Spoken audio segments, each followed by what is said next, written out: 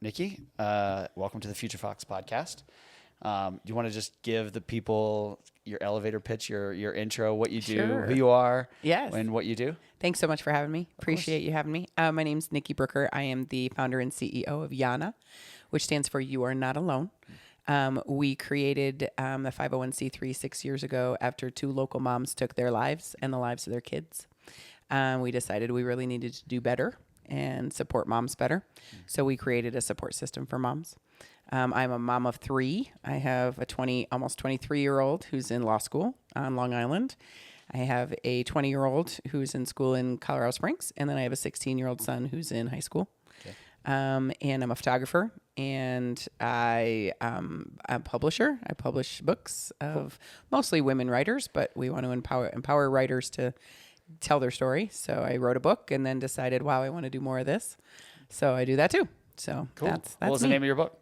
But the name of my book is Let's Be Real. And it's all the real stuff you really need to know when you're having a baby. So somebody gave me, when I had my 23-year-old in 2000, they gave me the What to Expect When You're Expecting book. And I literally went home in tears because I thought, I'm going to be horrible. I can't learn all this. This is insane. It's overwhelming. Oh my gosh. It's such a huge book.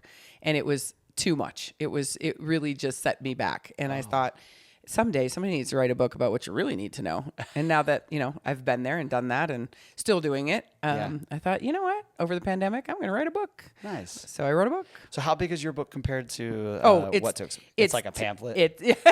In comparison, yes. Yeah. It's about 180 pages. So it's a lot easier to digest. That's perfect. Yes. Yeah. No, I like that. I think it's overwhelming, sometimes if you get those big books. Yes. I almost never make it through a book. Right. I right. don't know about you, but when I read pretty often, but like most books, I get like halfway or 2/3 of the way through, and I'm like, I get it. I get it.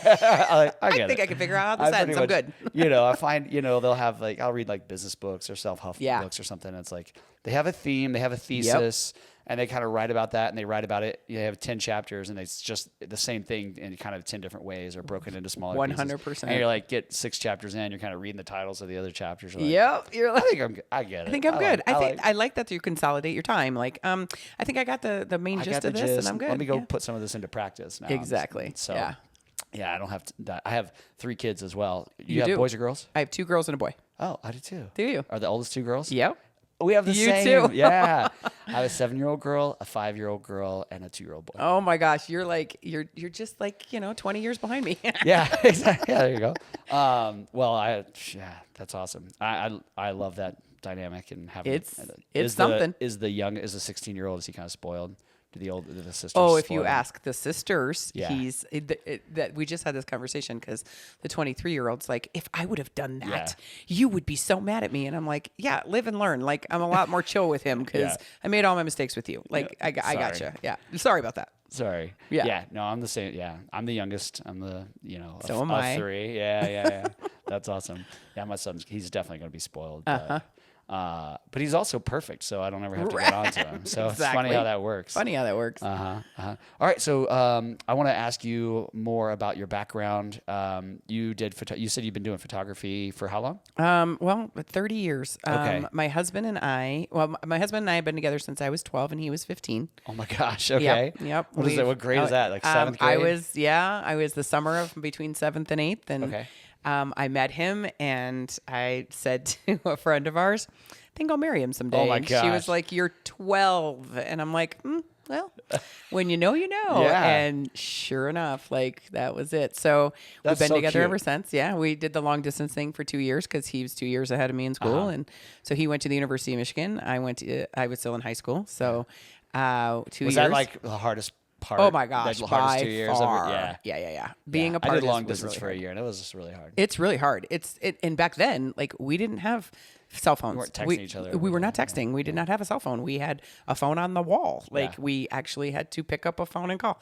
You didn't have FaceTime. You didn't have any of that. Which thank God, because I don't think I could have lived as a teenager through all of that. Yeah, but it made it simpler. It was simpler. Yeah. It was either you got to have a phone call or you didn't, But then so when we were in high school together, we were the yearbook photographers, and we also did like all of it. But back then, nothing was digital, obviously, and you had film that you had to roll into film canisters. Oh, yeah. That was the first step, and that is in a little canister thing with your hands. Like it's because it has to be dark, so you can't even see what you're doing. You just can feel it. So that was like really interesting. So you two were in a dark room. We were in the dark room a lot. That's the joke always that people are like, that's why you did that. I see why you two got together. You know, but it was really, really like I fell in love with the process of photography. Like when you get to take a second in time that will never happen again and then have something that proves that happened or that you can look back on and it brings back all of that.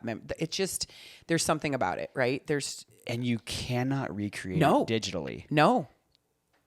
I can just look. I can just tell when a photo... It pops off the screen. Absolutely. When I see someone who has like, even if they digitize the film and put it on Instagram or whatever, I can immediately tell because I do some film photography as well. I just have like a Canon, like a little rangefinder. Take it out with my kids and kill a roll when we go on a hike or something like that. Love that. Those are my favorite photos. Yes. By far. Just the look and feel. Even if they're a little overexposed or underexposed, they just have such unique characters and colors and texture and the grain. Oh, I love it so much. I totally agree with you. Do you have a favorite film, like a color, like Kodak Gold? I used, Kodak Gold was my favorite when I did do film. I mean, I haven't done film in so many years, but I was such a holdout. I was like, I'm not going digital. I'm staying. I love this so much. And then I photographed a wedding and I lost a roll. What role was it? Yeah, the roll. Oh no! It was the roll, and I was like, okay, I think I'm done. That's so sad. It was sad for everyone. Heartbreaking. How did you lose it? Do you remember? Like it just it got exposed somehow. I didn't actually do anything. I didn't lose the roll. It got exposed, and so when we got the photos, it wasn't worth anything. And I was white. It had like white stripes all the way across. Like it was the saddest thing. That's gotta be a hard conversation too. It was. It like gives me hives. I'm sorry. Okay, we can change the subject. Yeah, we can move on. It was rough. We can move on. But then I moved to digital, and then this is kind of a horrible story too. So my daughter and I were chosen years ago to be ambassadors from the United States to South Korea for this conference, and so I was the chaperone of the group, but then she was one of the students that was chosen. And so I do these mini shoots every year where I stack families every half hour, all day Saturday, all day Sunday. I used to do 3 weekends. I've given up that. I'm down to 1 weekend a year. In the fall? I do it in the fall. Yep. It's one right after the other. So, and I used to do each day was a different SD file, right? Card. And so I had all these cards, whatever. So it was the weekend after my last shoot. And I'm like, I'm going to edit all these while I'm sitting on the plane for 12 hours. This would be perfect time, right? So I sit there and I go through card after card after card, edit all these pictures. And then we get to, I don't remember where we flew into, Amsterdam maybe. So we flew into somewhere and we get there, we get off the plane, we did it. And I lost the whole bag. Oh no! Of SD cards. How many days? Oh my gosh, that was 6 days of shooting. 6 days of shooting. Wow. And oh my God, it gives me a stomach ache just thinking about it because I'm thinking I have to reshoot. I had saved some of them, and one was still in the actual laptop. Okay. So I had maybe half of them. Okay. But I'm like now I'm in South Korea. I'm like on the next plane, just like shaking, and my daughter's like, "What's the matter?" I'm like, oh my God, I'm having a heart attack. I'm having a heart attack. Yeah. And I'm calling, and I went up to the flight attendant and I was like, can you call the other flight and see if they can find him? And they said they searched the plane. They searched, couldn't find him. Never got him back. It's funny how that works. They almost never find anything. Yeah, right. Because they never really look. I left a really nice Patagonia puffer jacket on a plane. Yeah. 10 minutes, I realized it. I went back. They're like, oh, we couldn't find it. Yeah, couldn't find it. Yeah. It's somebody on that owns plane that. right there. Right. Okay. Yeah. All right. If you can't find it, you can't find it. So yeah, although you can lose a whole roll of film, you can also lose. It's possible. It's possible. I have shot. This might surprise you. I shoot weddings. I used to shoot a lot of weddings. I think I've shot like 270 something weddings. Oh dear heavens! That's video. And wow. Never lost. You better be knocking on some wood. I don't have it. Oh, there we go. Yeah, I don't think I came close to losing some audio files one time, but I'm pretty, I'm pretty intense about backing things up and make sure they're in the cloud and not deleting anything, triple checking. So then it's like I have like 3 different checkpoints where I make sure I don't smart.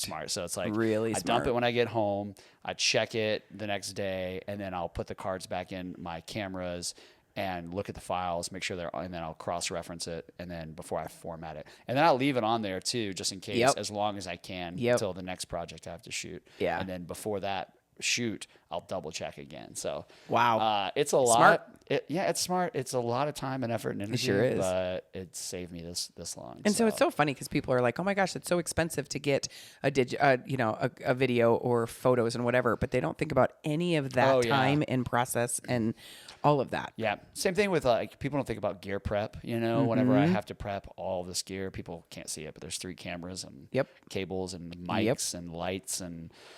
I spend, we'll go on a production and I will spend at least 3 or 4 hours just prepping gear, charging batteries. I'll spend a half day prepping for a 1-day shoot. Yes. And then the editing process. So it is expensive, and that's why it's a lot of time. And then it's, $50,000 worth of camera gear too. So that kind of adds to it too. That adds to the cost a little bit. So.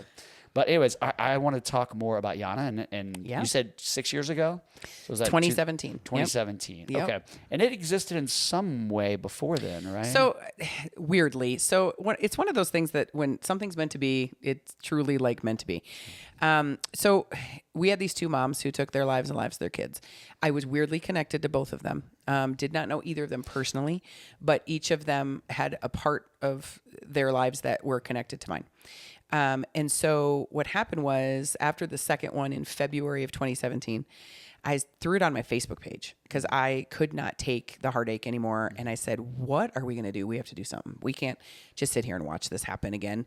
What are we going to do? And so a bunch of my friends just kind of started a conversation. And what if we did this? And what if that? And what if this? And what if we became a nonprofit? And what if you started a support group or whatever? And it just started the conversation, right? Well, I didn't even know what a nonprofit was. I'll be totally honest with you. I was like, I don't even know what that means. Like, what does it mean, nonprofit? Like, I know it's a charity. Like, I'd always heard it as a charity, but I didn't understand what that meant. So I was like, it can mean a lot of things. It can mean a lot. And it is a lot of different things, right? There's 501c3s, there's 501c4, there's a bunch of different letters and numbers in there, and they all do a little bit different things. But I said, okay, well, sure. That sounds great. I just want to support moms. I don't want this to happen again. How are we going to make that happen? So a friend of mine was opening an all-women's gym here in Highlands Ranch, Colorado. And she's like, hey, why don't we partner? I was like, sure. Okay. What does that mean? And she's like, well, when I'm not using it, you can use it. Oh. And I thought, holy cow. Okay, overnight, now we have a location. Great. So she's like, why don't you speak at our grand opening? And I said, Dina, I don't even know what I'm doing. Like, I don't know what I'm doing. She's like, it doesn't matter. Just get up. You have a heart. Share your heart. You just share your heart. Exactly. Yeah. And I said, okay, I'll get up. So I got up in front of, 150, 200 people. And I said, I can't sit here and watch this anymore. How about you? Like, let's do something about this. So if you know anything about nonprofits, you know anything about postpartum depression, you know anything about anything, just come talk to me because I can use all the help I can get. So this woman walked up to me and she said, have you started the 501c3 paperwork yet? And I said, yeah. There's paperwork? So I said, funny you should say that. I just spent yesterday with the book Nonprofits for Dummies. Ended after 3 hours of reading this book in tears. And my husband came in and said, what's the problem? And I was like, I am an intelligent human being with a master's degree and I can't figure out what step 1 is. Like, I was like, this is not intuitive and I don't understand this language.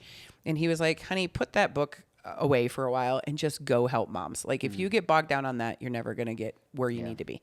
And I was like, you don't actually need a nonprofit to help people. Technically, you don't. You're right. You're absolutely right. But I thought that it's nice to have a formal, somewhere people can give and support. Yep. And so I put it aside and I said, okay. And then I went and spoke at this grand opening.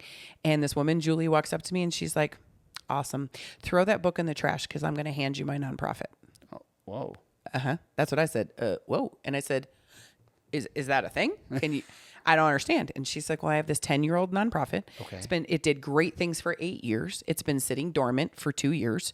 My husband and I were just talking about how we need to find somebody who wants to do good in the world and hand them this. And you got up and spoke. And I was like, wow. Okay. Is it that easy? She's like, I don't know. Let's figure it out. So sure enough, we changed it's not that hard. You change the name and the address with the Secretary of State and the IRS. And you change the mission a little bit and the contact person, and it's your nonprofit. So in 2 weeks, I had a location, a 501c3, and she's like, and I got $1,500 in the bank. It's all yours. Oh, okay. So I was a nonprofit literally overnight. And then I was like, okay, now what? Like, oh my gosh, I don't know what to do. So then we started this thing. We had 9 news come to our very first gathering, and we loosely based it on the AA model. Okay. So we'd have gatherings and play dates for the moms to come together, get to know each other, build a community. But then every mom is offered a support person, kind of like a sponsor in AA, right? And the support person is just another mom who can say, I've been there. I've locked myself in the bathroom and cried too. Tell me about the support person. Is that, do they go through any sort of training? Are they typically older? They're typically moms, empty nesters, moms of older kids, moms who feel like they have something to share, or just want to support another mom. I do have some younger mom support moms too. We don't necessarily have a training for that program. We do have some information that we give them that we ask them to do. Mm-hmm. We ask you to be open and honest. We ask you to be non-judgmental. Mm-hmm. We ask you to give advice only when asked. I imagine you vet them to some degree. We do. Yep. I talk to every single mom who's going to be a support mom just to make sure that they're, their heart's in the right place and that they're there to support a mom. But the other part of that is we also tell our moms who come in looking for a support mom, this is not a mental health professional. This is not someone who is going to loan you money. Yeah. This is somebody who's going to be there to support you in whatever capacity you two agree on. Mm-hmm. So what happens is the mom comes in, the support mom fills out a survey, and the mom who's looking for support also fills out the same survey. Okay. I kind of look at when a mom comes in looking for support, I look through all of the moms that we have in the bank. We have about 60 moms that are waiting anytime they'll support a mom. And I look at the bank and I see somebody they might have something in common with. Do they both have 2 boys and a girl? Do they have twins and then a singleton? Whatever it happens to be, try to find something they have. Are they both originally from Michigan? Like something that they can kind of sink their teeth into. Mm. Then I pair them. I go back to the support mom and make sure they're still in a good place, that they want to support a mom. If they say yes, great. I give them the information of the mom and I send them off to do whatever it is they want to do together. I am very hands off in that relationship. That's up to them. So the boundaries they set, how they determine that relationship, that is 100% theirs to determine. I'm here if you ever need support. I'm here if you ever need help. I'm here if you don't make a connection and you would like to try a different support mom. That's okay too. I'm not perfect at this, right? Mm-hmm. You guys might not make a connection. Then let me try again, right? But it's funny because these moms come in, they ask for a support mom. I pair them up, and sometimes they say to the support mom, just knowing you're there is enough support right now. Wow. Everybody has a different level. Just the fact to have someone. Just that I know you're there. Now, does that mean that I might call on you? Yep. Does it mean I might not? Yep. But just be here. And then I have these support moms that come back and go, well, they didn't really need me. They didn't, and I'm like, no. They needed you. They needed to know you're there. And that's all. And that's okay. Everybody's level of need is different, and that's okay. That's beautiful. Yeah. That's awesome. I love that you're doing this. Thanks. Do you have a story that you'd like to share maybe? I do. Okay. Of course I do. I'd love to hear that. So we have 2 different programs. We have the outreach program, which is the support mom program, right? And that program, like I said, we used to have gatherings and play dates for the moms coming together. Right before COVID, I was finding that we were having this disconnect. I'd have a mom of a 6-week-old and a mom of a 6-year-old. They're not making they're not making the connection because they're in totally different worlds, right? That's a different mothering world. So then COVID hit. But put an end to the in-person gatherings. We still offer support moms to anyone any mom that wants a support mom. Doesn't matter where you live, because if the pandemic taught us anything, it taught us that we can support virtually, and that's okay, right? That works out okay. Do you find that to be the same? Not as good? It depends on the need for support. It depends on their need, right? Sure. Some of them are I need to see you. I want to go for a walk in the stroller with you. Pushing the stroller, not in the stroller, but I want to have that. I need you to push me. I need you to push me in a stroller. Please? Sometimes I'm pushing my son and I'm like, I wish a giant human would just push me in the stroller. Can we just switch places? Yes, that'd be great. Yeah. So anyway, but some moms are just like, no, a text once a week, or, just knowing you're there, that I can text you, or a phone call or whatever. It just depends on the mom. But in those the first gathering we had, back in 2017, April of 2017, like I said, 9 News was there. They were doing a story on us. And the whole time I was like, okay, you've been here, you videotapes, you need to get out, because if you're here, these moms, and see, moms pull up for a support group and they see 9 News, they're like, yeah, bye-bye. I'm not coming, right? So I'm like, just because they don't want people to know that they need exactly because of the stigma. Because I can't need help. Like that's which is insane. But I want to come. Yeah, back we're gonna come back to that. I want to come back to the stigma. Yes. So anyway, 9 News finally leaves, and of course the moms flood in. We had probably 20 moms come into that first meeting, and moms with their kids, and it was in a kid-friendly area, and the kids all got to play. And I had a bunch of support moms who were there, ready to support a mom if they wanted it, but just to talk to each other, and it was wonderful. It was such a I'll never forget that day. Well, this lovely mom walked in. Her name was Joanne. She walked in with 3 kids, and she was disheveled. She obviously was struggling and needed some support. She sat down and told us her story and just burst into tears. And we all burst into tears with her. And she told us about the fact that they were homeless. They were living with her in-laws. She and her mother-in-law did not see eye to eye, and she was constantly told she wasn't enough. She did not tell us at that time, but we found out later she had a plan. She was going to take her life. She wasn't going to take her kids with her, but she was going to take her life because she thought, and her husband had stage 3 cancer on top of that. Gosh. So she was like, everyone would be better off without me because my husband wouldn't have to worry about taking care of all of me. He could just focus on the kids and himself. It would just be better if I wasn't here, right? So this is what's going through her head as we're supporting her and building her. She came back to those gatherings every single week. I gave her a support mom who lifted her up. And that woman credits us with saving her life, changing her whole trajectory. Her husband is now cancer-free. They own their own home in Elizabeth. She is homeschooling her 3 children. And she's doing phenomenally well. Does she have bad days? Of course she does. But she is my biggest success story that just makes me feel like all of this work, all of the blood, sweat, and tears is worth every piece of it. Absolutely. So that's our outreach program, and that has spoken volumes to me. And so that's why we will always offer moms support people. Support moms are really important. Over 70% of moms who give birth in the state of Colorado are not native to Colorado. Oh, wow. 70%. So that means they don't have their people. Yeah. They don't have family. They don't have a village. Yeah. They don't have the things they need. We had our kids here, and we don't have any family. There you go. Yeah. You and me both, right? Yeah. So we are the statistic. We are the statistic, and it's tough. It's really tough to have kids without support. So we give them a support. We give them a person, right? So that outreach program has been going for 6 years. It'll go for as long as there is breath in my body. I will always do the support mom part. But what we were finding was that disconnect between this, 6-week-old, 6-year-old mom, and how do we make sure the moms are all going through the same thing at the same time? So we created a new program, and it's called Strong Mamas, Thriving Babies. And this program is a hospital program. So this program is going to be launched at UC Health Highlands Ranch. We're hoping September 1st. And it gives every single mom who gives birth a full year of wraparound support. Oh, describe wraparound support. Wraparound support means all the modes that we can give to them. So the very first part of it is between birth and discharge of being let go to go home to take care of this newborn that you don't know what you're doing with. In that space, when you're still in the hospital, you get a one-on-one visit with somebody from our program. It's a face-to-face, eye-to-eye. We are here for you. We care about you as a human being, not just a mom. And we're going to give you these services and let me explain them to you. And then, there's a QR code. You can just join right now, or here's a flyer. Think about it. Come back and let us know. But the 3 parts of the program are there's an app that is in production right now that is just for the moms in this program. So all the moms that are giving birth up and down these halls right now are all invited to this as well. And all the moms that gave birth in the same month. So you're going to be paired with all these moms. You're going to be put in these groups. There's a chat. You can chat with any mom you want.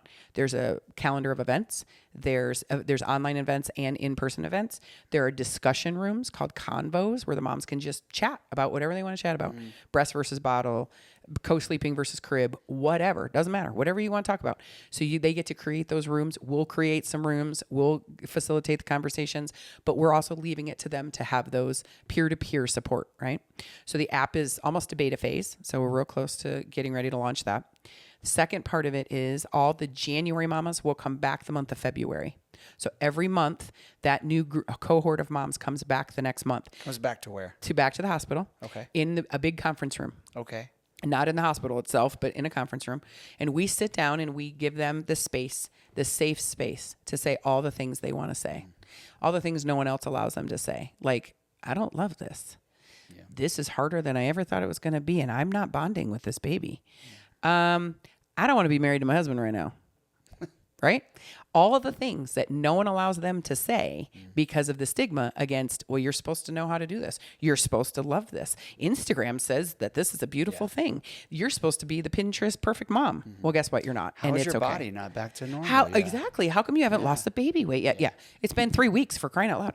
So this space gives moms that chance. We close the doors and say, none of us here are going to take your kids away. Say what you need to say, and it's okay. Right? It is a safe space. Now we'll be listening for red flags. Obviously, if a mom throws more red flags than not, well, we might pull her aside at the end and say, "Is everything okay? Can we give you a little bit more support?" What sort of experts are in the room?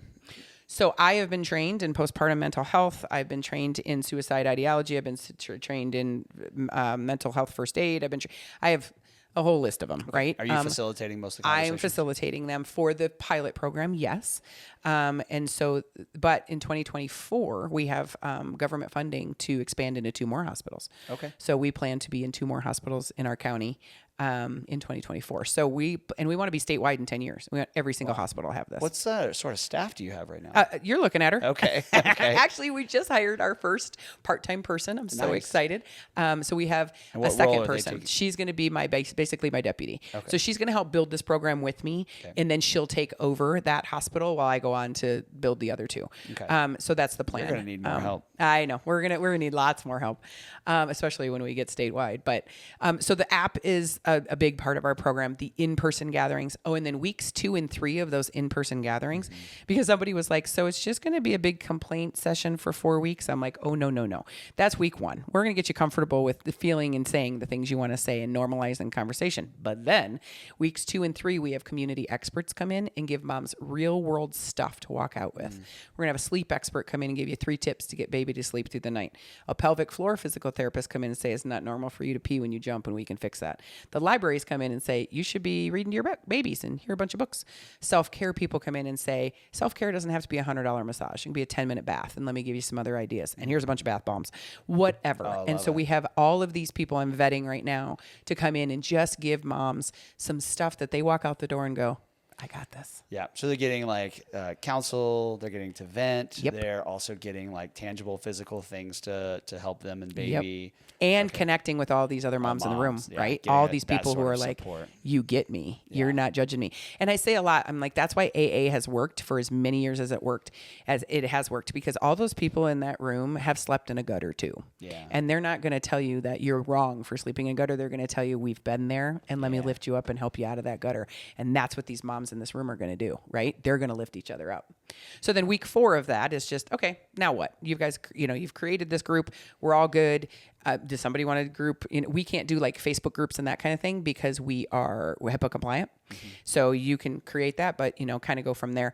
Our program is very a la carte as well. If the moms only want the app, they can have the app. They want the in-person gatherings, they can, whatever works for them, whatever support works best for them, they can have. And there's never any charge for Nope, moms. It's free to every mom. Yeah. The third part of our, but wait, there's more. Oh no. The third part of our program is every mom is offered a 3, 6, 9, and 12-month postpartum phone call. Okay. So that is a peer specialist, a mom peer specialist.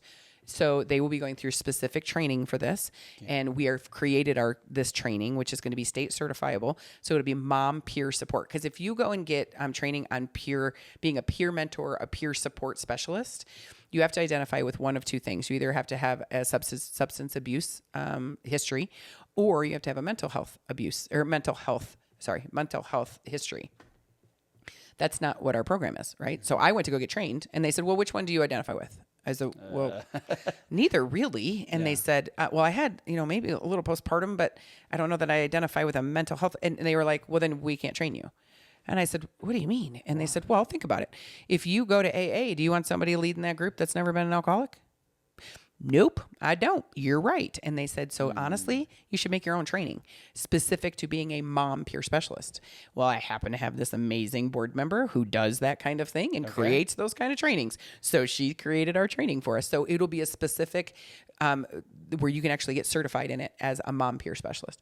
But those phone calls, that 3, 6, 9, and 12 phone call is from another mom who can say, how are you? Are you well? Do you need anything?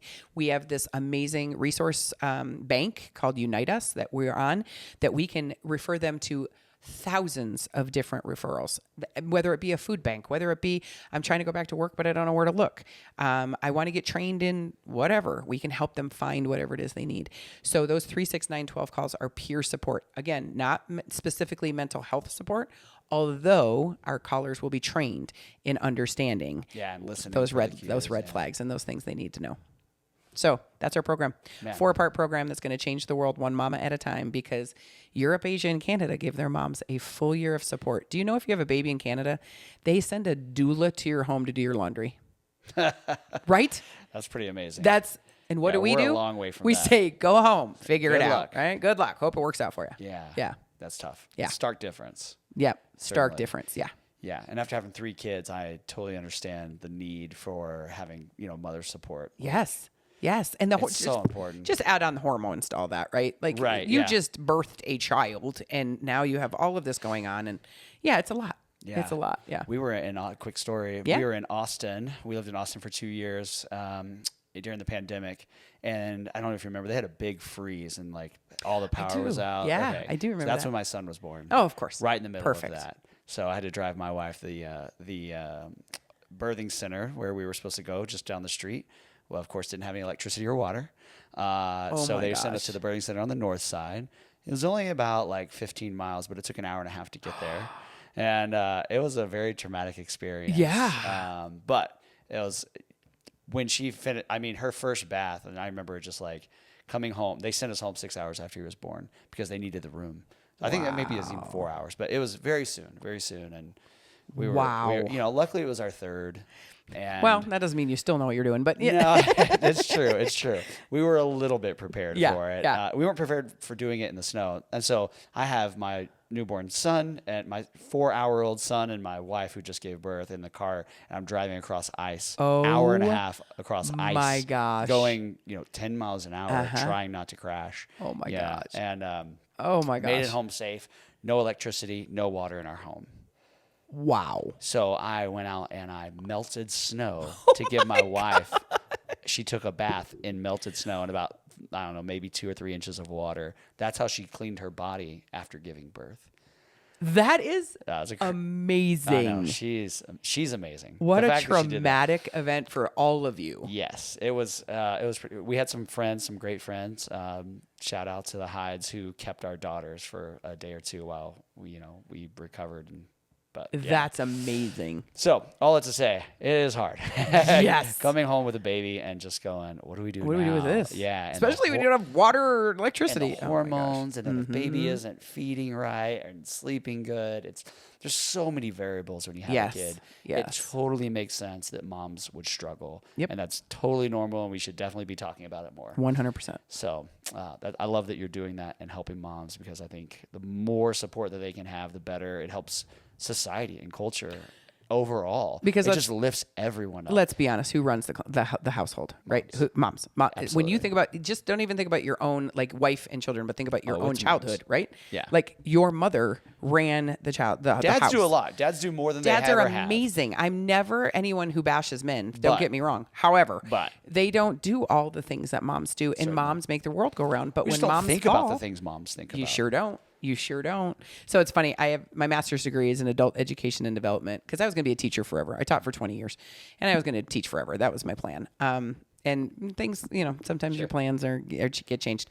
But for my master's degree, they said pick one topic that you really want to learn everything there is to know about, because for 18 months through this whole program, you're going to use that topic. You're going to do all your presentations. You're going to do your papers. You're going to do your thesis. You're going to do everything on it. I was fascinated by the difference between the male and the female brain. So I was like, that's what I'm going to do. And I learned so much in 18 months about the physiological and biological differences, that why we are the way we are, why we act the way we do, and why we think the way we do, and how testosterone and estrogen are such big parts of that. And it goes on and on. I do this talk. I just did it for the John Elway dealership. So I've been doing these talks all over town now. I'm doing them for a couple Chamber of Commerces and stuff, because it really, really changes how you communicate with each other. How sales are done, parenting is done, your family dynamics. Like when you know better, you do better. Well, you should anyway. When you know better, you do better. And when you know and you understand the differences, it is fascinating that everything falls into place in your brain, that you're like, well, now that makes total sense. So anyway, that's a whole nother podcast, but that's something I love to do. Maybe we'll have to have you back and talk about that specifically. Yes. I want to wrap this up because I know I want to respect your time, and we could probably talk for another 2 hours. I could talk for days. But I do want to talk about the practical aspect of just like fundraising, where you guys get your money from. What are your biggest needs? How anyone watching this might want to help? What should they do? How can they make the biggest impact? So we were just luckily gifted by Douglas County. So every county got money. Every state got money called ARPA funds, and in response to COVID, and it's basically regenerating everything. In a lot of it went to mental health, thank God. And so we did get a grant from them to help build this program. But that is just a pilot, like just to walk in the door and get started, because these hospitals need us to prove that what we're doing makes a difference. Yeah. Anybody who knows anything about motherhood knows that we're going to make a difference. Like, this is going to change. Every time I tell a mom this story, the first thing they go is, oh my gosh, if you would have had that when I had kids. Like, every single mom says, this would have changed my life, right?